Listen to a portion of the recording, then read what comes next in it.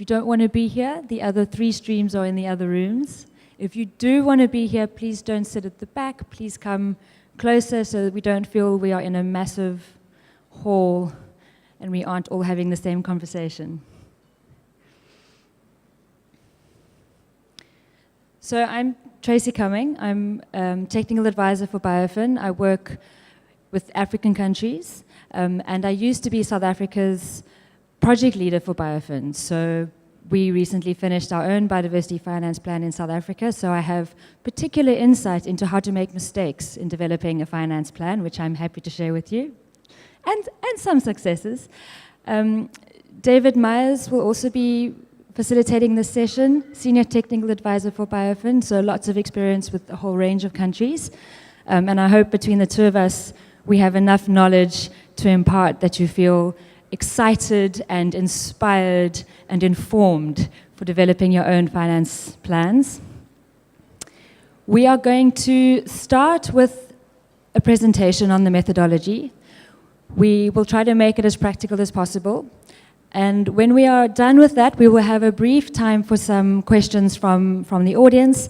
And then we're going to have 3 specialists from countries coming up and answering specific questions on developing a biodiversity finance plan. There will hopefully, time allowing, be some time for you in the audience to also ask the panelists questions.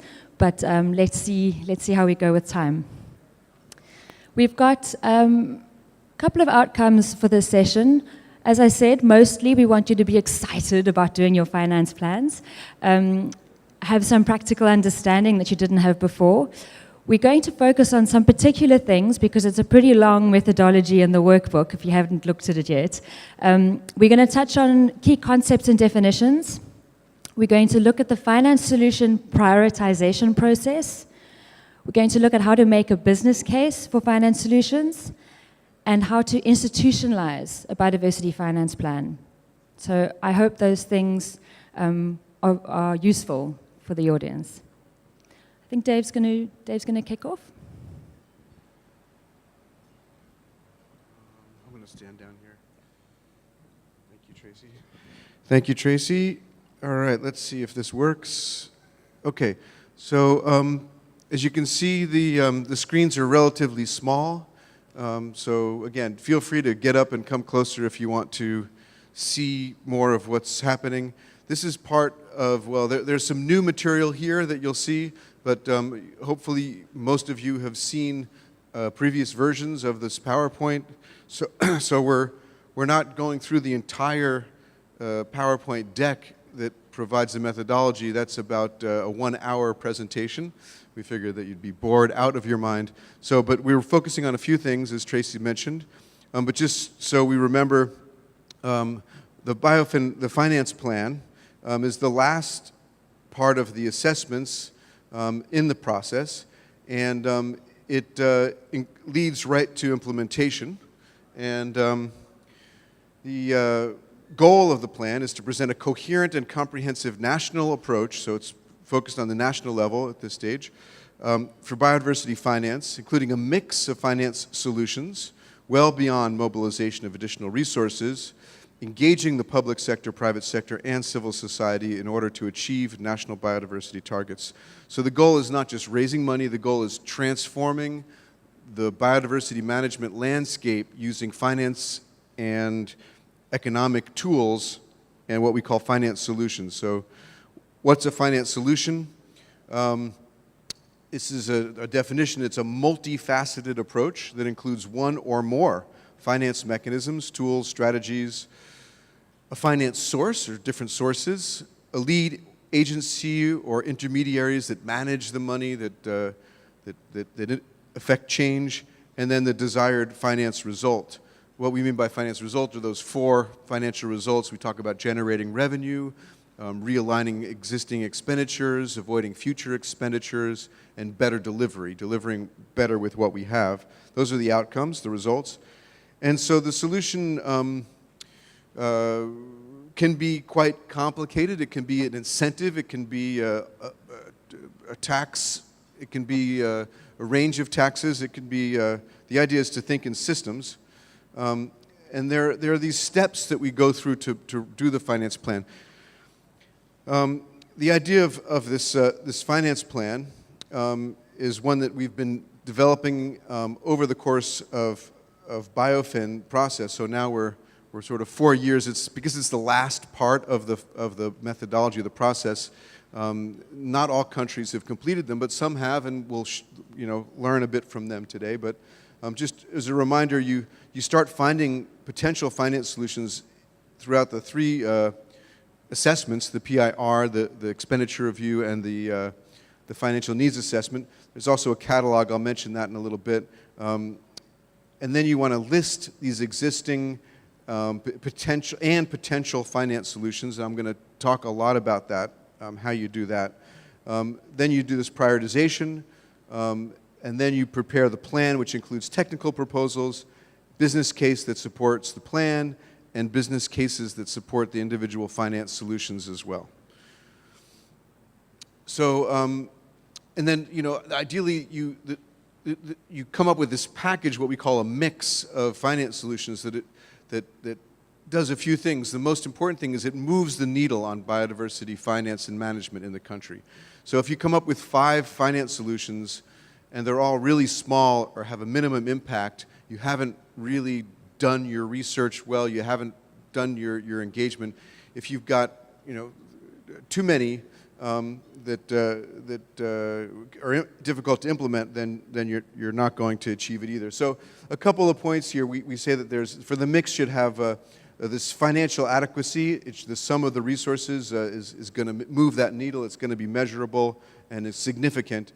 You have a diversity of solutions because of risk management. Some of the solutions may take too long, may be too challenging, may come upon the social, political roadblocks, so you don't want to put all your eggs in one basket. Also, appropriate sequencing. Some of them take a long time to implement. Some of them can be done quickly. If you can identify solutions that are quick wins, that can build interest and engagement in the whole biodiversity finance process and move the agenda forward. And then you really want to have biodiversity outcomes. Raising money, again, is not the only goal. You can raise a lot of money, but if that money then gets only directed to renewable energy, that's great for renewable energy, but we really want to have an impact on biodiversity. So let's make sure that the money we raise or the actions that we propose are focused on significant outcomes to biodiversity.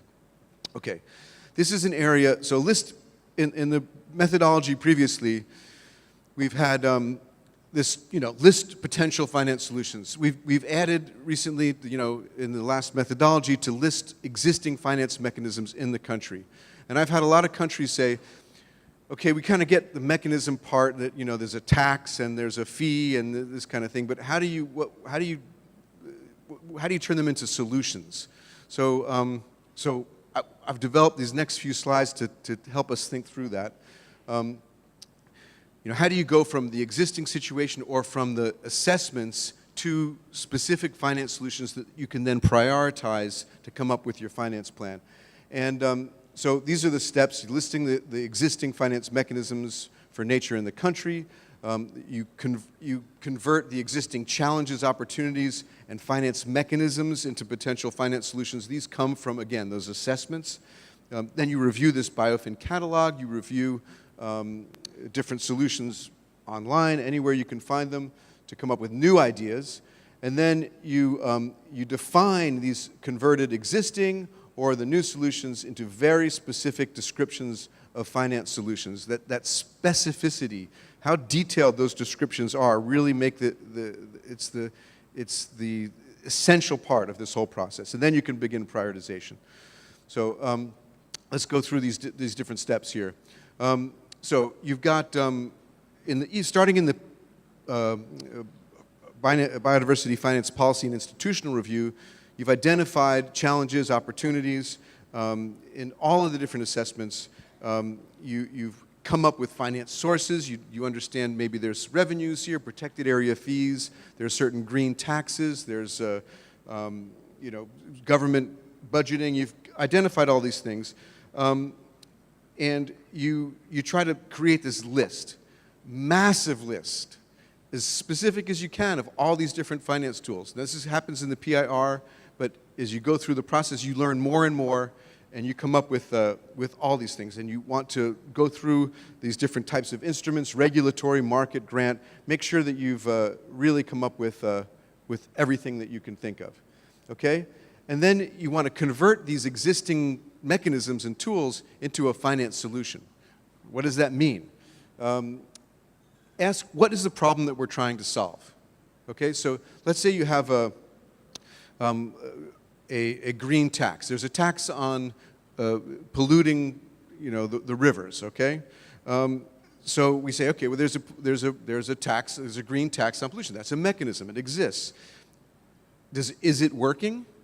How could it be improved? How could it be scaled? Some places have water tariffs, but only in certain municipalities. Is there a national water tariff that could be used? Does it need to be changed? Some of them can be dysfunctional.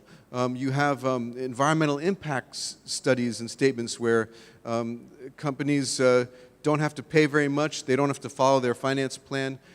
So there's a mechanism, an environmental impact study. There's a fee that you pay. It exists. How could it be improved so that there's effectiveness in the implementation of that mechanism? This is what we're asking. And then the specific change to go from state A to state B, that's the finance solution. So for an environmental impact study, it would be, increase the fees for the impact study so that the government can adequately assess the scientific validity of the proposed environmental management plan. That's long. That's very long. That's very detailed.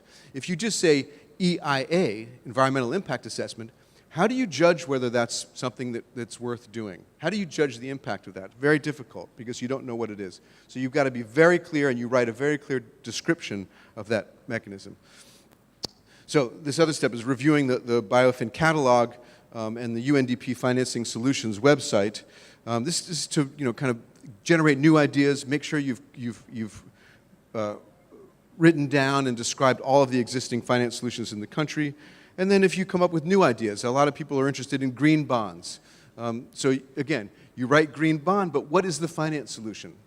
A green bond is a concept. What is the finance solution? So you say, okay, well, maybe we're going to do a green bond to invest in ecotourism infrastructure in the national parks of the country. That's specific. That's something that you can judge, and that could be new. And so you want to add those to the list, and you'll have these solutions here. So this is the location of the Financing Solutions for Sustainable Development site. There's around 22 different very good descriptions already. We have the BIOFIN catalog, which includes all those finance solutions that are described on the wall, plus another 100 or so. So that's up. And then this last step here is converting these existing or new mechanisms into very specific finance solutions to be prioritized. I think I covered a lot of this to be very specific, but you basically want to end up with a name, a very specific name. Again, EIA is not a finance solution. What are you doing to the EIA? A green tax is not a finance solution. It's a concept. So define it specifically, and then do 2 to 3 sentences that really capture what it is you're trying to do, and that's what you're going to do to prioritize in the next stage. And for that, I'm going to pass it back to Tracy, and thank you. And we'd love to hear feedback on these concepts because it's relatively new. Thanks. Okay, so I'm going to look at screening. I don't know if I'm shorter than Dave. I'm going to do this. I'm going to talk about screening and prioritizing finance solutions, the next step. So a couple of key things to bring in and think about before you start or as you prepare for the screening and prioritization process is making sure you have a careful selection of experts and participants for workshops that you need to ask the right people the questions that you need to ask. You need to have the right people in the room, either all together or one-on-one engagements. You need detailed descriptions and explanatory information for each finance solution. Practically, It can get tricky when you're dealing with 200 finance solutions. So in your first level of screening, don't kill yourself having pages of information on each finance solution. But definitely as you're moving to the second level of prioritization, you need enough information to be able to screen and prioritize. And then you should be cross-checking your scoring, because this is a scoring process. You should be cross-checking it with literature and work in other countries. There might be things you can learn from other countries, whether it's good stuff or bad stuff about those finance solutions that you haven't experienced or your own country experts aren't aware of. So as I said, there are two processes to coming up with your final list of finance solutions that you're going to work into your finance plan. The first level, you'd be starting with around, it's quite a big range, but around 50 to 200 finance solutions, and you want to get that right the way down to 15 to 50.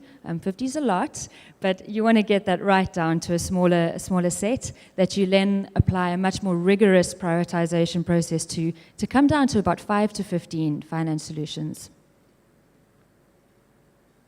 Your rapid screening process, you really ask 3 questions, and these are incredibly important questions, and you need to ask all 3 of them. First one is impact, and by that we mean biodiversity impact. What is the potential for biodiversity and sustainable development impact, both amount, so scale, as well as significance?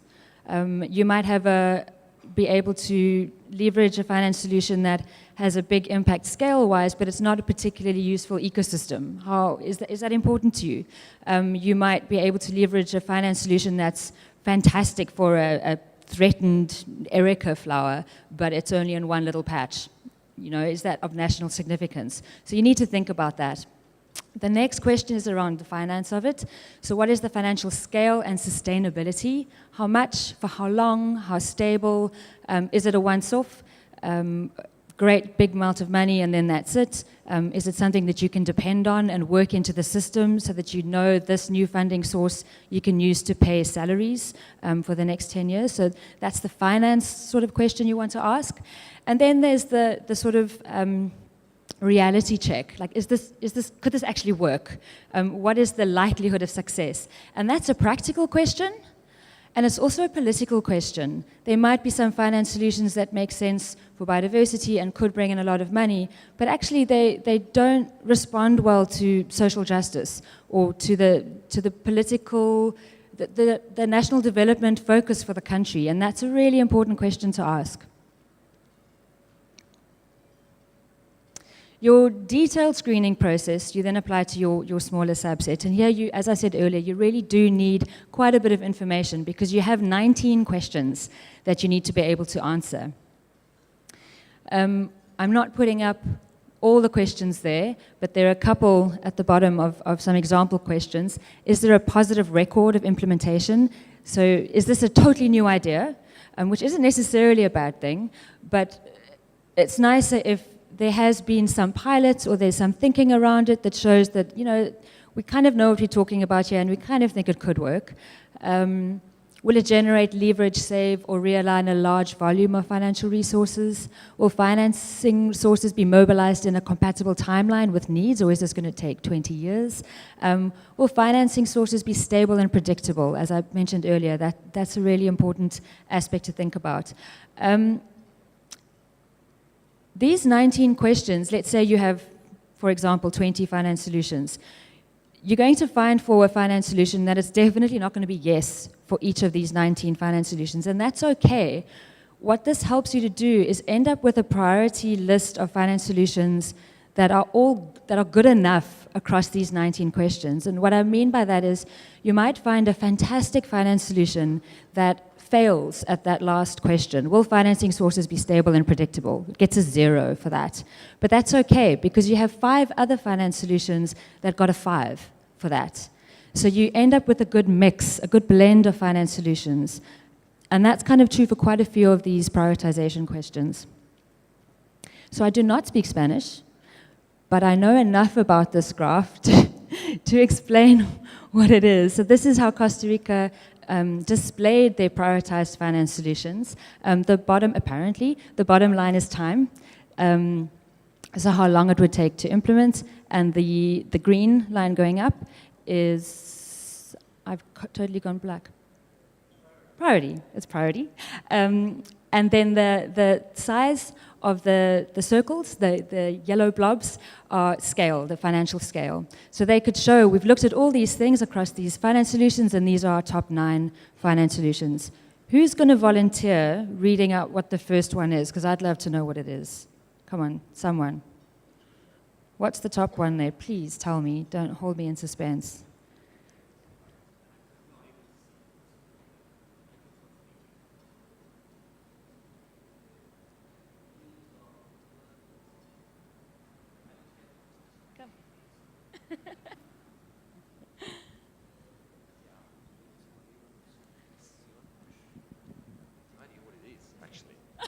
I can read in Spanish, but I have no idea what it is.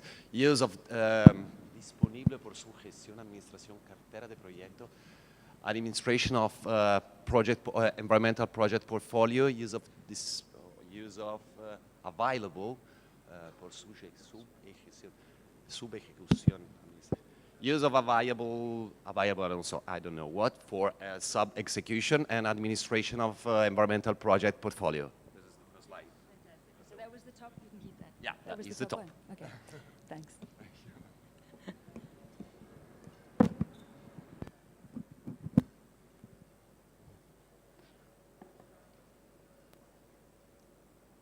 Okay, so we now have our top 5 to 15 finance solutions, and we need to formulate technical proposals for these. So this is the next step. I'm going to step back now and draw on my experience in South Africa, because we spent many weeks doing this. What we need when we draft a case for each finance solution is obviously a title, but the title, as Dave mentioned earlier, needs to be very specific. It can't be PES. It needs to be, address water pricing through the water pricing strategy to leverage funds for catchment management in these 4 catchments. It needs to be a specific title that tells you exactly what it is. It's useful to have a box summarizing the case for that solution. So it's not a summary of the solution per se, but it's the argument. We had an argument for every finance solution in a box, same format. So as a reader, you knew if you went to the box for that finance solution, you could get the argument for why that was a great finance solution. Also really important, 1 paragraph up front explaining what the finance solution is. And this isn't just useful for communicating, it's incredibly useful for thinking through the finance solution. How do you fit in this big idea into a paragraph this big that you can then ultimately flip into your executive summary to showcase all of your finance solutions? And it forces you to really distill the idea. We definitely started out thinking we could do this quite easily for each of our finance solutions, and as we were drafting that summary paragraph, went, oh my goodness, we hadn't actually thought about this. Let's quickly speak to this expert or phone this person or Google this to really distill exactly what the finance solution was. You need a section on context. So your biodiversity sector, your conservation sector is a complicated space. You need to help the reader who's not necessarily from your sector. Your reader might be from Treasury or from another department. You need to help them to understand the context of that finance solution. You need a subsection on objectives. What is this actually aiming to do? Is it to get more money in? Is it to save money? How much money? For who? You need a section on expected financial results and a subsection on next steps, a table with milestones. Something we bumped up against when we were developing this. We had a very long finance plan. It ended up being about 160 pages. We had 16 finance solutions, and we didn't have the time to develop detailed work plans for each finance solution.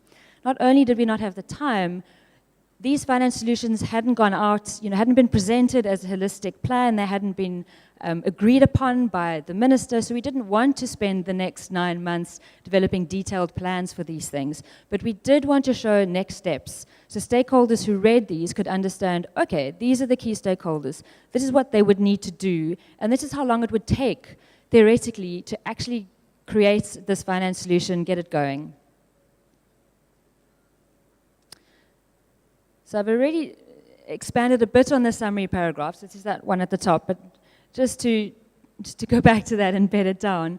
The summary paragraph forces you to be clear about the finance mechanism. It also is a great communication tool. You can also flip it into Excel not Excel, into PowerPoints quite easily. It's really useful when you're suddenly asked to present on your finance solutions. Brief, 5 to 6 sentences, gives a background or justification, gives an opportunity, why now, why should we be doing this now, has to be very specific, has to show expected impact, and give key steps. So I'm going to read one. I'm going to break a cardinal rule with PowerPoints and have lots of words on one PowerPoint. But this is an example of one of our finance solutions. Investing in ecological infrastructure as part of catchment management offers significant water regulation and supply benefits, along with co-benefits for biodiversity, livelihoods, and disaster risk reduction.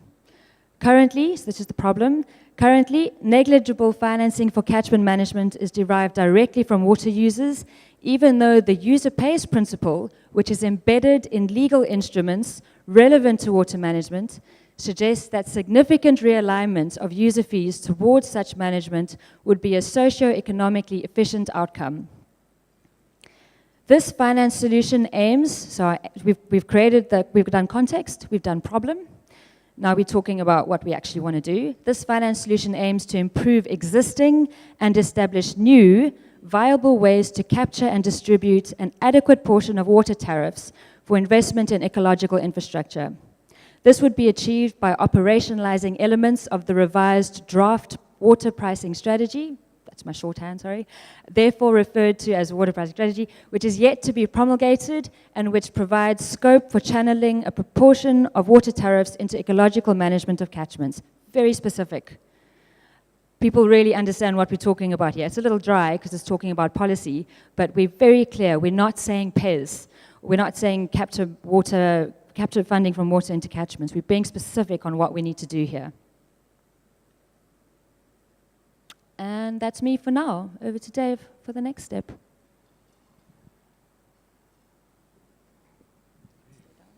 Oops. Thank you, Tracy. So yeah, that paragraph is key. If you can write a really clear paragraph like that, that's specific, that the reader understands it, half the battle is won. Writing the rest of your description, your technical summary of the finance solution is so much easier when you have that clear paragraph, right, Hugo? Okay, so anyway, so that's, again, we wanted to really reinforce that point. The business case is something that we've also got a lot of questions on, and you'll have the chance. It is one of the topics. Is the business case? Yeah. So I'll kind of save some detail for that, but just remember that there are different audiences that you may want to address, and different audiences have different objectives. You know, governments may be more interested in economic and social returns, GDP impact. The private sector is looking at their own benefit. So if the solution addresses one of these target audiences, make sure that your business case addresses their needs and their interests. Development partners and philanthropists. There's two levels of the business case, right? So one is the plan level, which is basically a justification for why this finance plan is worth doing. Why invest in this? Why do it? And it's a kind of a shorthand for why invest in biodiversity. So for that, you need, you know, some economic arguments, what's important to the country, things like that. The solution levels, each finance solution should have its own justification, should have its own economic reason to do it, its own social reason, of course its own biodiversity reason, and you want to make sure that that's clearly elaborated because you want each finance solution to be something that you want to do. Here's an example from a very interesting fund that's investing in biodiversity and carbon, the Althelia Fund. Andrew Mitchell mentioned it earlier, but this is a look at what some of their financial return on investment, social return on investment is. So here, the top number, the 20 million, the small print says it's 20 million euros that is received by local stakeholders from the sale of carbon credits by 2021. That's their objective for this part of the fund. Also, in excess of 11 million euros received by local stakeholders from the sale of other goods and services. They invest in carbon, like protecting forests, but also agrobiodiversity, so cocoa producers, coffee, things like that. So you've got physical products that they're trying to improve the sale of, and you have carbon offsets that they're selling on the market. And then there's a social return on investment, which is this lower number, 120 million euros, which is the total benefits that including the supply chain, spending, and economic multipliers. That's your economic justification. So if you could come up with numbers like this for each finance solution, I think you've got a strong argument for the decision makers. Finally, just the final step here is reporting, drafting, and I think we covered a lot of that, but just remember that it's BIOFIN's final written product. It should be owned and really taken on by government, by your stakeholders. It's not something that BIOFIN does, and it's not for the UNDP here. And we want the highest level of partners' engagement for this, because in a way you've been building up your stakeholder engagement and partners' engagement throughout the whole process. This is the one that you really want full buy-in and ownership. And maybe there's an approval process, but you don't want that to block your actual implementation of it. So, and then my next slide. Thank you very much. We have time for a few questions, yeah? Okay, so we have time for a few questions. Is there a microphone out there in the audience? Not yet, maybe? Okay. So, and then you'll have a chance to grill the other experts as well. So just any clarifying questions on what we've presented.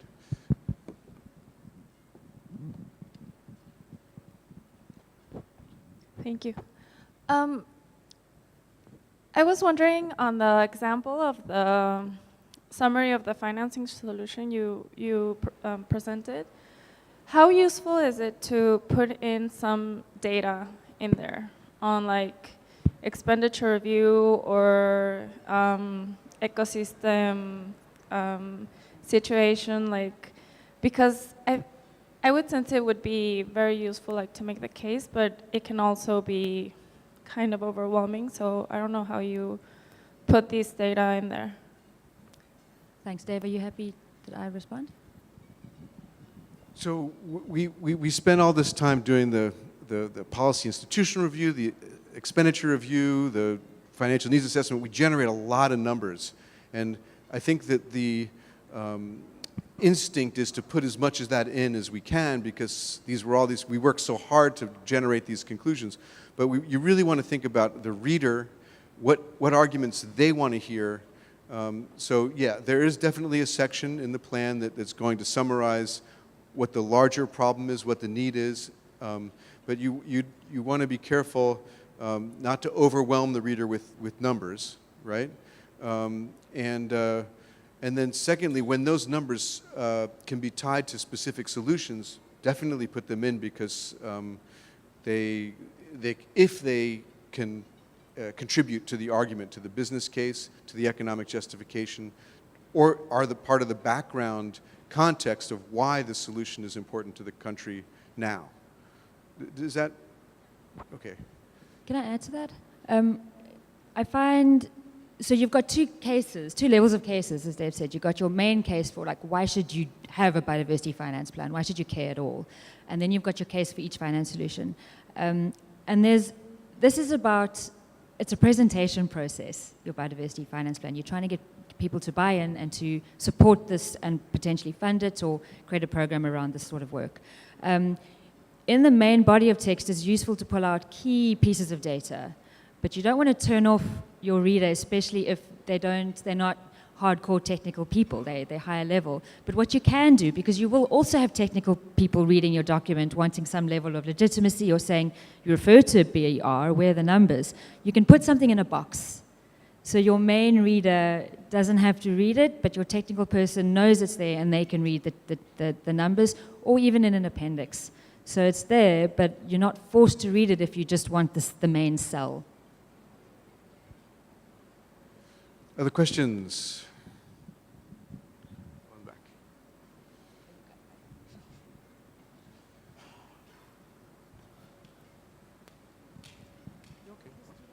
Thank you. My question is, when you have the first category of 40 to 200, that's when you have that paragraph, like description, or you can first wait until you reach maybe 14 to 50, then you have the paragraph. Because maybe you have the concept at 40 to 200, they are concepts, and then you develop them into specific finance solutions when you reach at the 14 to 50 category. Thank you. Yeah, thank you. Good question. So that paragraph, that detailed paragraph with all the elements, that's only for your final solutions, right?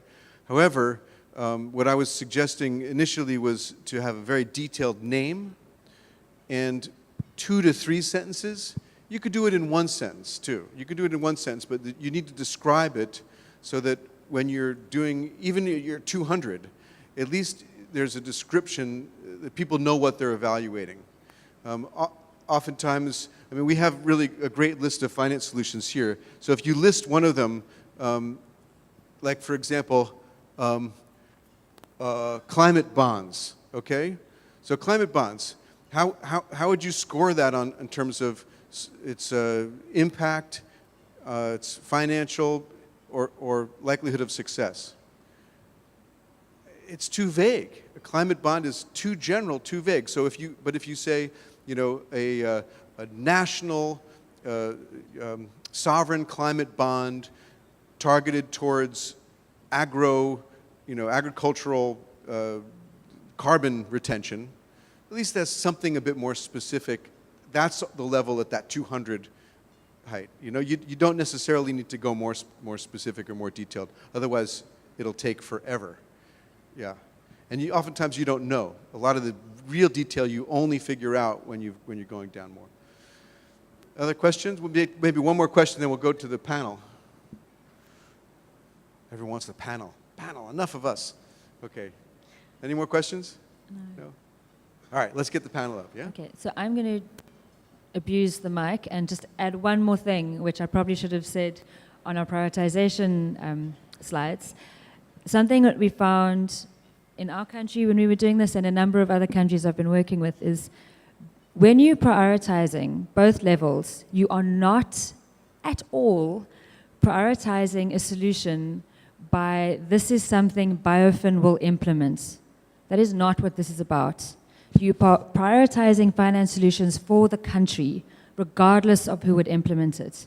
Your finance plan is there to be owned by the country, whether it's a department or whether it's the whole sector. That's for you to decide. But it's not, you should never kick out a finance solution because you don't think BIOFIN will implement it. That's what you do when your finance plan is finished, it's signed off, and your team then says, okay, of this plan for the country, what can BIOFIN implement? So please don't confuse those steps. Okay, now we have 3 experts that are going to come up. Lionel from Chile, if you can come up. Hugo, who did finance plan for South Africa and Georgia. And Marie-May from the Seychelles.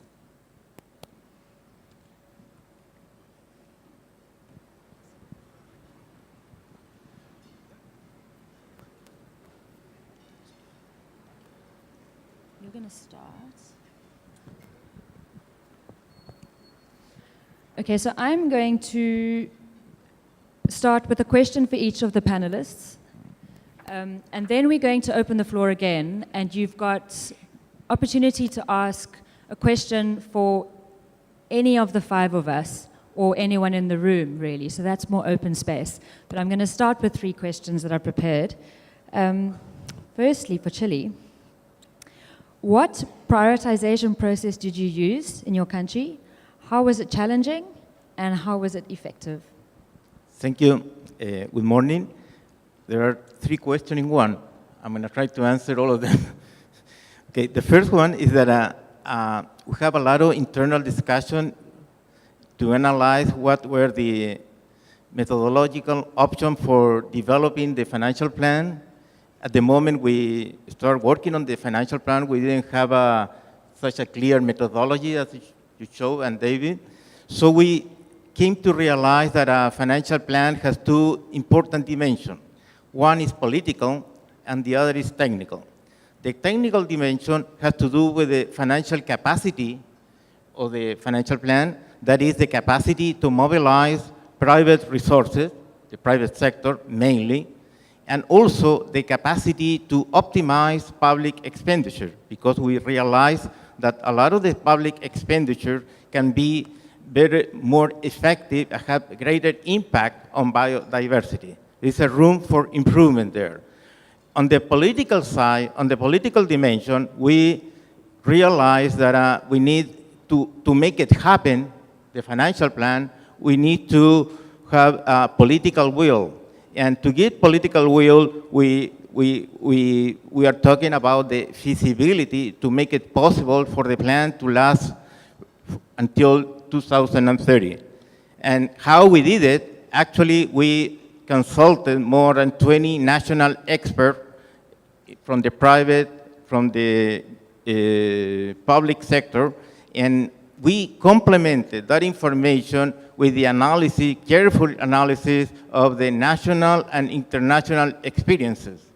Later, we shared some of the initial output, the initial draft, with the purpose of receive some feedback from the government, particularly from the Finance Ministry, Ministry of Economy, as well as the Environment. After that, we developed a second draft that we are still working with Marlon to have the final version. As far as the challenges that we are confronting in Chile, they are very political. The first one has to do with the capacity to engage the new government. Next week, on Sunday, a new government is taking office in Chile, a government from a different political sign. So we have to make sure that they also are inclined or they want to support this plan. So that we have an important political challenge there. A second challenge is to have a close partnership with the private sector. Without the private sector, we go back to business as usual. That is not the idea of the Chilean financial plan. The third challenge is to move ahead with the strengthening of the environmental institution in Chile. Particularly, this service that is called the Biodiversity and Protected Area Services by Congress. We are waiting for the approval by Congress of this service that will be very critical to improve the chance to apply economic mechanism to finance biodiversity, particularly the offset mechanism. As far as the effectiveness, it's too early to say how effective the plan is. It's a year old only, maybe less. So but we have some positive view. What is the positive view? For the first time, Chile has a long-term policy, a long-term plan to finance biodiversity. This is the first time in the country that is aligned with the 20 Aichi goals, so that's very critical. The second one is that there is a paradigm shift. The country is moving away from the business as usual and take a look to the option that the private sector and a better budget expenditure can do for the country. And finally, the other result or early result is that we were able to try some of the pilots that we have in some of the financial mechanisms, particularly the offset. And we are working with the environmental ministry and the Ministry of Economy to see how we can improve what we have already in Chile. Some of the secret of a successful financial plan has to do with the idea of reviewing what we have and see how we can make it work better. And particularly from the private sector, but also from the public expenditure. That's it. Thank you. That was very interesting. Something you said quite early on, a challenge with political will, was something we found quite interesting to balance, because a lot of the BIOFIN work not just the BFP, but all the BIOFIN work is very technical. So you end up being locked behind doors with laptops and experts trying to fill out Excel spreadsheets. But you need to be aware that this is also a political process, and you need to emerge from your Excel spreadsheets and continue to have discussions with people outside of that technical space. Okay, Hugo, over to you. Switching to the business case work, what key insights do you have in terms of presenting the business cases for each finance solution and for the plan as a whole? Right, so I think I'll sort of divide it up into those two issues, the overall case and then for individual solutions. And I'll just start by saying there's no sort of panacea or silver bullet that's going to kind of work in every single case. You really do need to be as targeted as possible and do things like stakeholder mapping. We heard yesterday, I don't know who was in the session from Biodiversity Institute representatives in South Africa.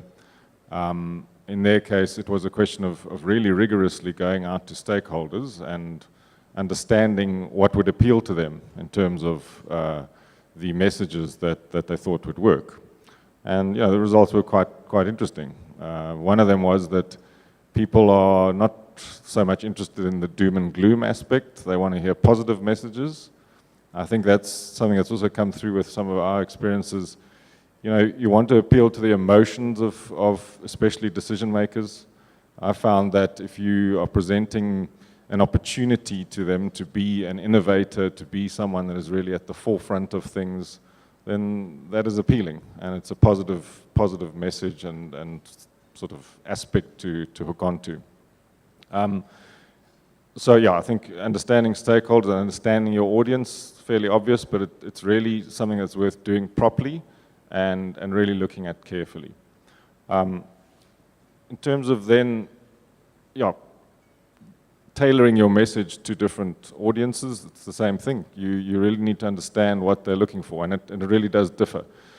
If you are trying to make the case essentially to finance ministry people, that I would imagine is more a technical situation. You'll find, or we found, that they're interested in cost-benefit analysis, they're interested in metrics like return on investment.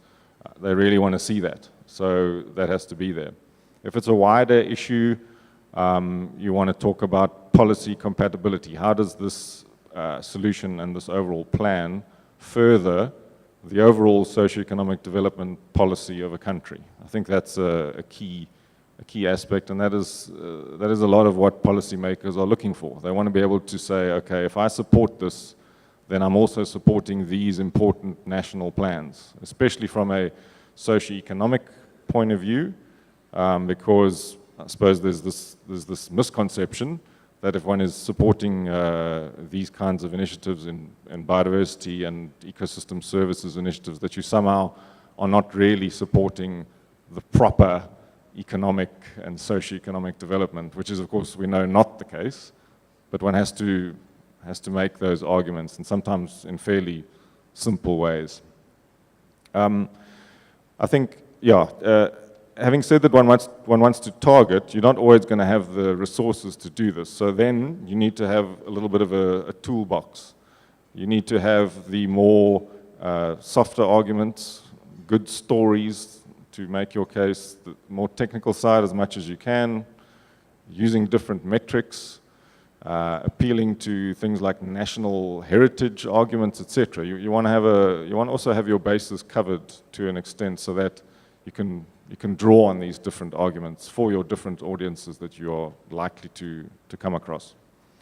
Then other experiences from just maybe some examples. Making the case for protected areas. I'll give you an example. We did some work in Ethiopia, and the key thing that was needed there was twofold. One was benchmarking, just essentially showing to high-level decision makers that at this point in time, the amount that your country spends on protected areas management is substantially and almost incredibly much lower than the average for other countries at a similar level of development. So that gets them thinking in a way, and in a way it also embarrasses them. I mean, it's not a good thing to be sitting at the very bottom of the scale relative to other countries. And the other thing that was needed was a fairly rigorous cost-benefit analysis. It was basically just saying, okay, if you're investing this much money in protected areas, what are your returns going to be like in terms of financial returns? You know, that's from entry fees, concession fees, etc., but also socioeconomic benefits. That's tourism expenditure coming into areas, job creation, etc. And then just maybe a final point is really persistence and waiting for your time to come. Also yesterday we heard, and I'm from Cape Town, we now are sitting with a massive drought. It's even made it onto international news. And this has presented a fantastic opportunity to push for one of the solutions which Tracy essentially described earlier, which is around water pricing and around this water issue is now so prominent that there's a gap. And one needs to sort of be persistent and choose your moment. You might find that your first time that you want to make the case for additional finance from government, there's a massive fiscal constraint in the country, so your likelihood of success is maybe fairly low at that point. But you need to bide your time sometimes for these bigger changes, especially in fiscal allocations to biodiversity. Thanks, Hugo. That was very interesting, and something you said made me think of Fernanda's question earlier about Ethiopia and benchmarking. And if you've done the BER, having a one-liner saying, this country spends 0.5% on biodiversity, which is lower than the average, which is around 0.9%, you need to address that. So that's a great use of data, that you have a one-liner or a two-liner in your finance plan to just trigger some kind of response. Marie-May, Seychelles. We're moving now to institutionalizing a BFP. So great, we've got a plan. Are we going to use it as a doorstop, or are we going to use it to change the world? How will the biodiversity finance plan be institutionalized in your country? Okay, first of all, good morning, everyone. So in the Seychelles, we've already done most of the steps of the BIOFIN, and we've worked on the final draft of our biodiversity plan. But what we realized quite early on is some of the solutions that we were proposing, similar to what Tracy was saying, we saw that most of them will not actually be implementable during the lifespan of the project. So we thought about how we could make it work after the project ends, which is the end of this year. So we are using some of the resources or the help that we're getting under the project to get ourselves organized, and in setting the necessary arrangements, the frameworks, for us to put in place what we will be calling the Biodiversity Finance Unit. So this small unit, which will eventually sit within the Ministry of Environment and Energy and Climate Change, will have as its role to continue the work that started, so implementation of the Biodiversity Finance Plan. But on top of that, we want this small unit to not only focus on biodiversity finance, but in looking at integrating biodiversity finance into the environmental, raising resources for environmental management within the country. So we have set out some tasks or some things that we want the biodiversity finance unit to focus on, so the objectives. And we want the BFU to facilitate, to coordinate and synergize amongst all ongoing biodiversity initiatives in the country, and also to help mainstream biodiversity into economic and budgetary processes, so into the national budgeting processes, to look at where we're getting international donor funds and see how we can write new projects that will help us to achieve some of the solutions that we have identified during the time that we were working on our biodiversity finance plan.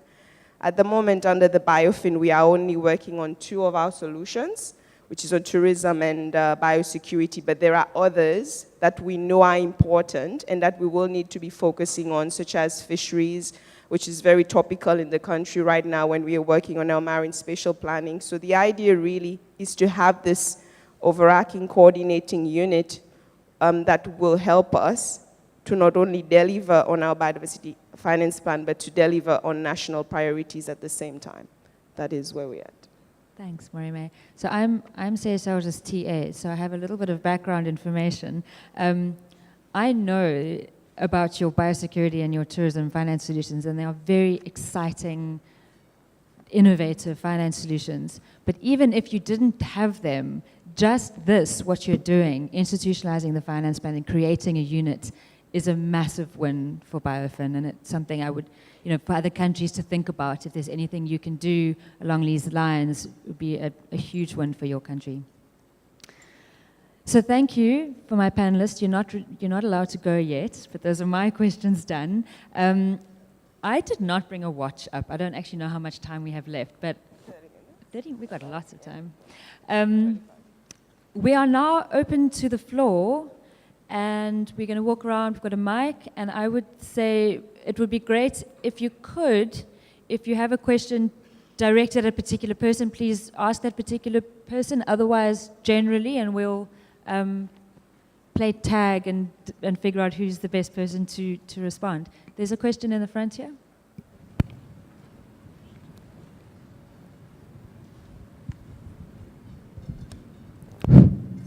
Good morning, everybody. I am from government sector, from India, Member Secretary, Madhya Pradesh State Biodiversity Board. Mine is a very general question. Other than CSR and private funding for biodiversity conservation, what is the factual position of various national governments and federal governments funding the cause of CBD?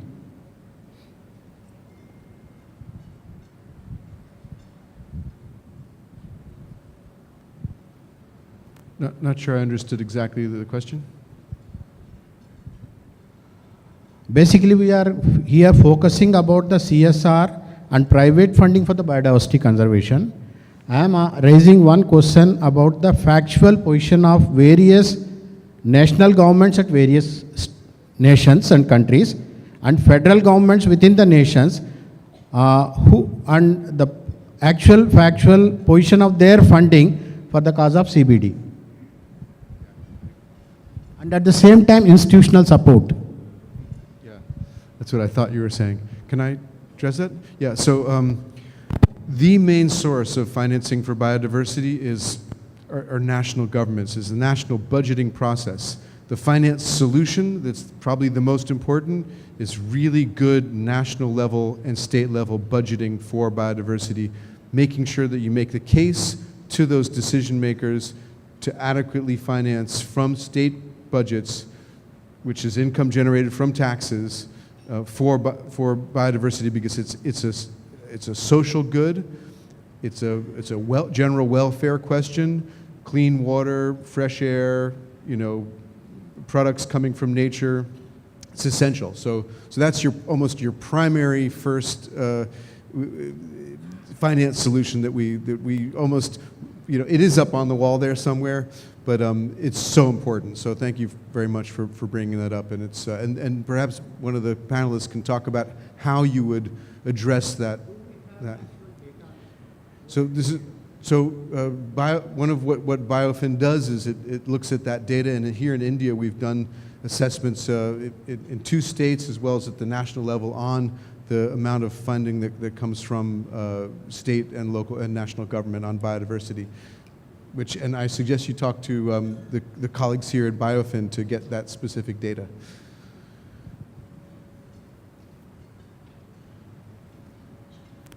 I'm not seeing questions. I think I'm visible. Yeah. You said the nation should own when we try to arrange funds for biodiversity conservation. Nation as a whole and the leadership of the nation as a whole should own that project. But we see it is true in India, maybe true for almost all the countries. India, especially, we have federal structure. So the views of the leadership that is there in different states, that varies from state to state. And it varies from political parties to different political parties. And I have seen in many places within political party also, it varies from leaders to leaders. Suppose somebody is made aware, maybe he is able to appreciate the problem of biodiversity, lack of funding for biodiversity conservation better, and some others are not. In fact, I give an example of my own state. Though a very progressive state in India, when we were arguing a case for biodiversity and forestry allocations, they said, what is your outturn? How much revenue you give out of your forestry investments? We have a very well laid out policy. Forestry is not for giving revenue to you. There is a policy of 1988 in our country, which is basically to green the country, enhance the forest cover. In fact, this year we have got good forest cover increase, and our state has taken the lead in that. And it has to give a lot of intangible benefits, which you can't measure in monetary terms. And when we want to counter question, when you allocate for education, what is the outcome you get from education? When you look at medical and health, how much you get? And do policing, how much you get? Nothing.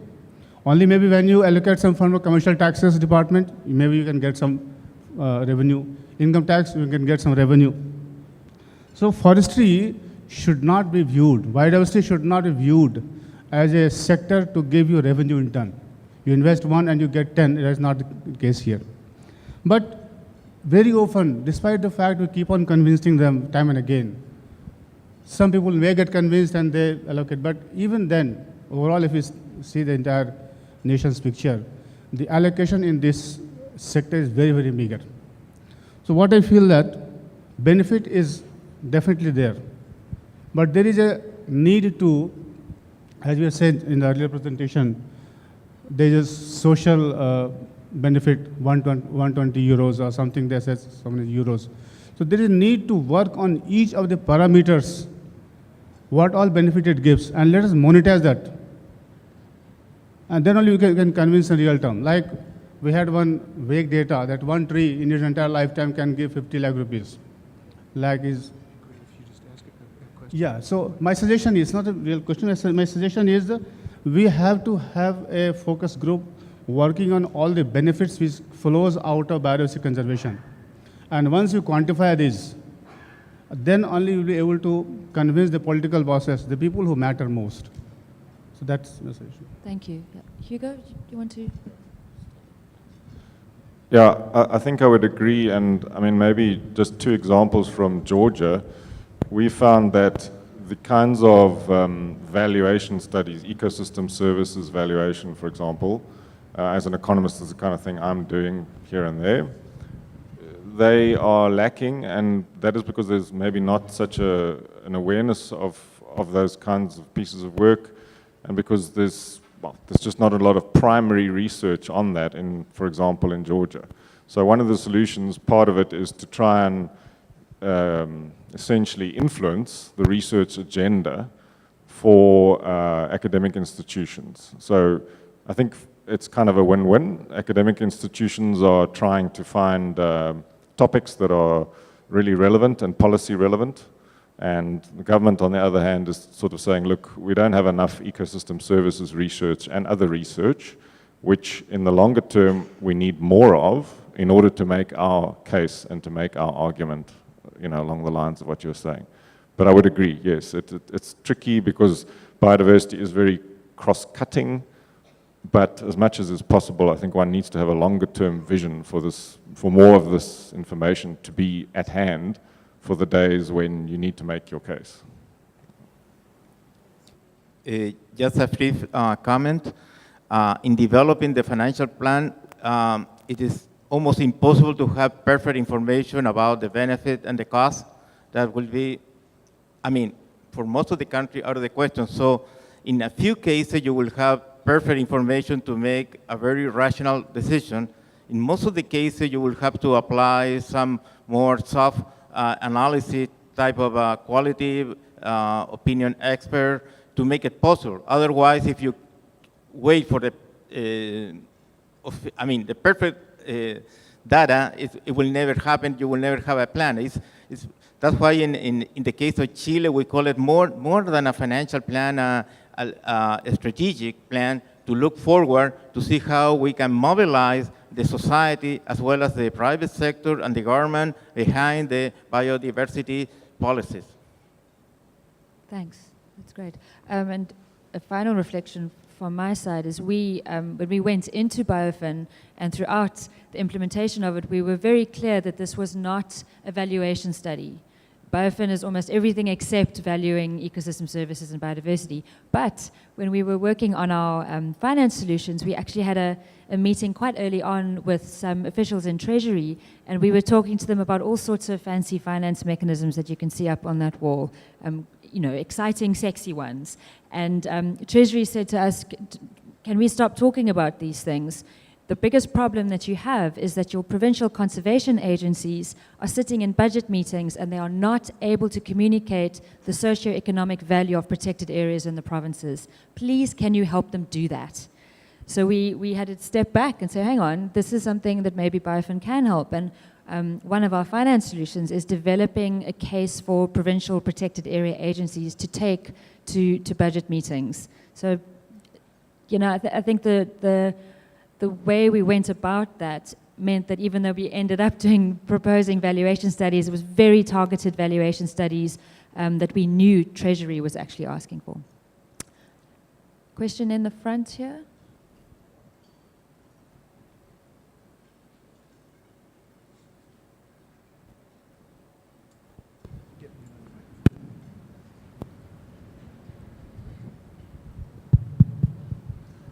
Thank you.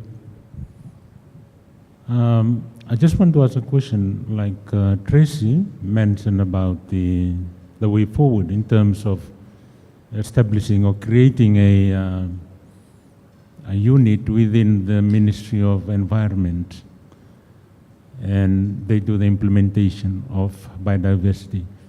So I just want to add on to the ask the reps from Chile and South Africa, how do you take this forward in terms of any separate organizations or department or unit within to take forward your implementation of biodiversity? We are closely working with our counterpart at the Ministry of Environment in Chile. There's no special unit or department responsible, it's just the whole ministry.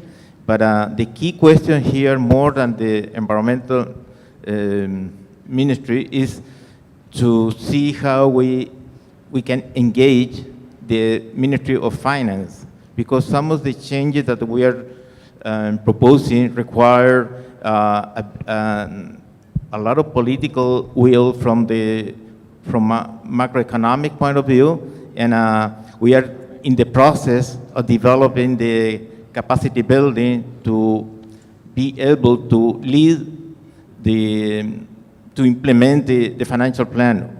Within the financial plan, we made a proposal to institutionalize the plan, and we are still working with the ministry to see how we can move ahead on this. But this is a more complex process than just to say we are going to do this department or this unit, etc., because it requires a lot of political decision. We are in the middle of political change. We have a new government, and that requires new conversation from the part of the BIOFIN Chile and the UNDP with the new authorities. So we are in a transition process to say the positive thing is that with the financial plan has been shared with key stakeholders at the government. Some of them will change. That's one of the challenges that we have. But that's the reality of the country.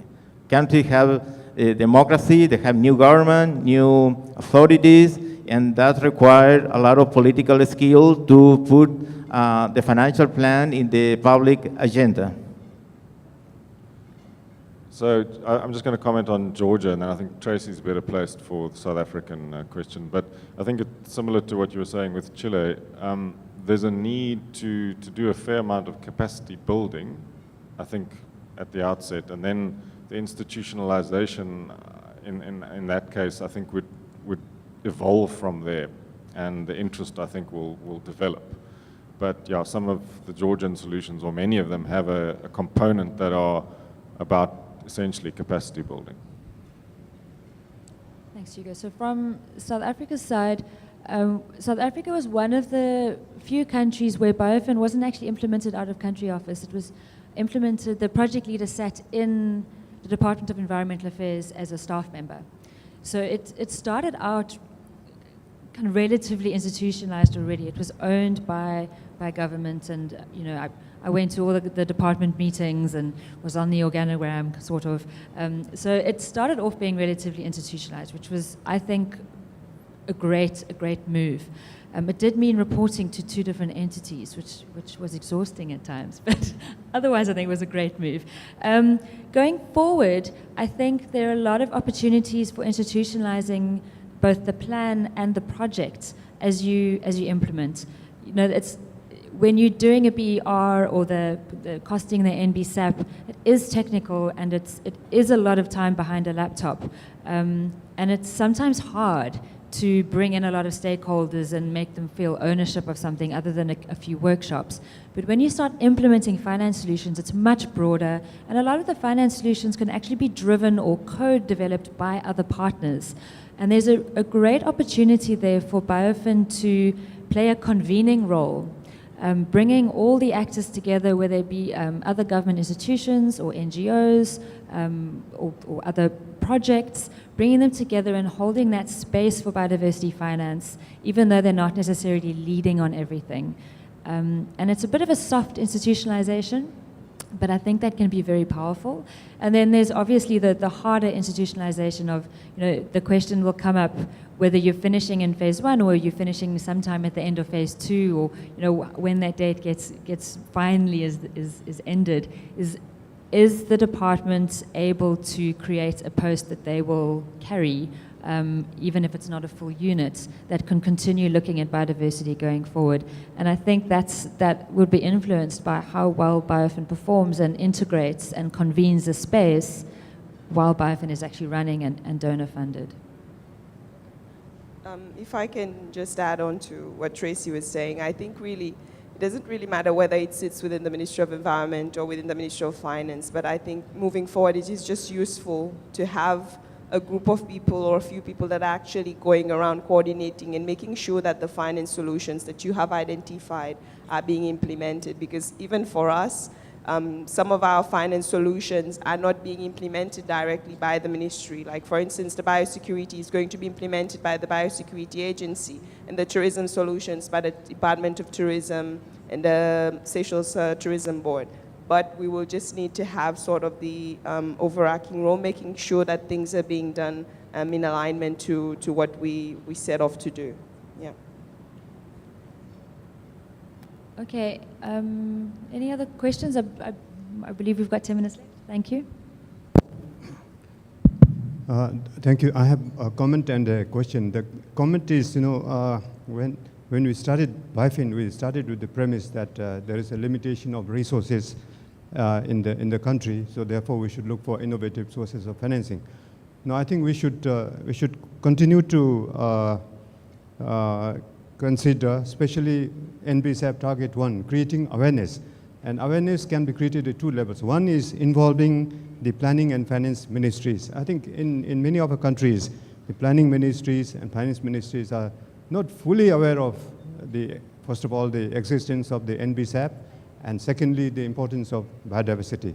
And that goes more at the local government level, where when you ask them to prioritize, biodiversity is going to get one of the least priorities in terms of their resource allocation. So therefore, I think while we look for innovative sources of financing, we should not ignore the fact that these agencies play a very important role in resource prioritization. The question is now, my second part of the thing is on the question, Now we are looking at the finance plan. In our country also we have reached the finance plan, and the intention is now we hand it over to the government. So the question is, so what? Now, whether the government will take full ownership of the finance plan is a question that we need to ask. And then we are supposed to come up with an exit strategy. Now, of course, handing over this plan to the government can be one component of the exit strategy. So my question probably maybe to the BIOFIN team is, what will be the role of BIOFIN in the exit strategy, and what will be the components we should think of when we prepare this exit strategy for the business plan? Thank you. Thanks. Dave, I see you nodding vigorously. Do you want to respond to that?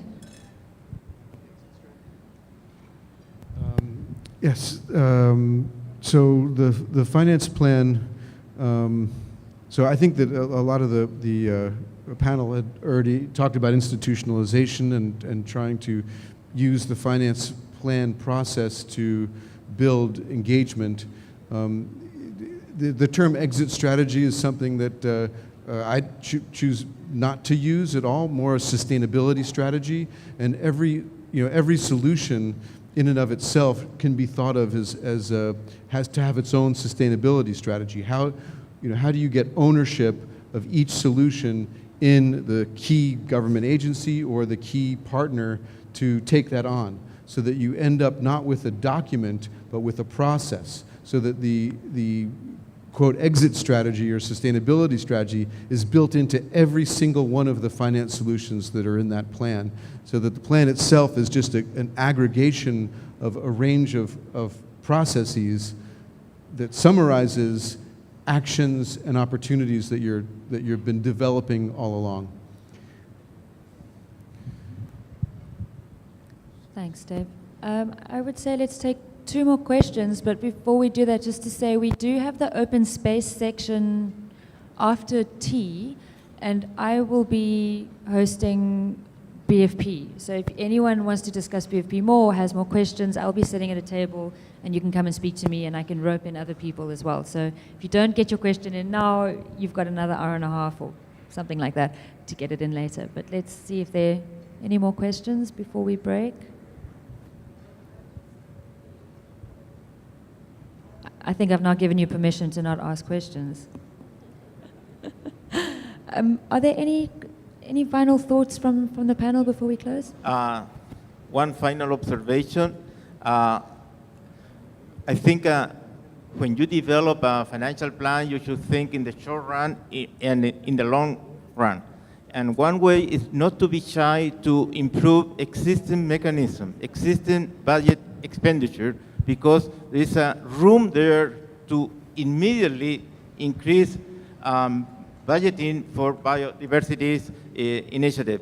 And then, because the development of a new mechanism takes time, a lot of in some countries, it has to go through Congress. There are some important technical and political decisions. It will take 4, 5, 6 years. So pay attention to the existing one to see how you can improve it, and from then build on to the rest of the plan.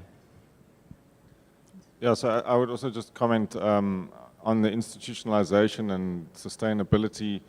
We've got, at this event, we've got various political people around, ministers, deputy ministers. I think that is already a sign that one is getting interest.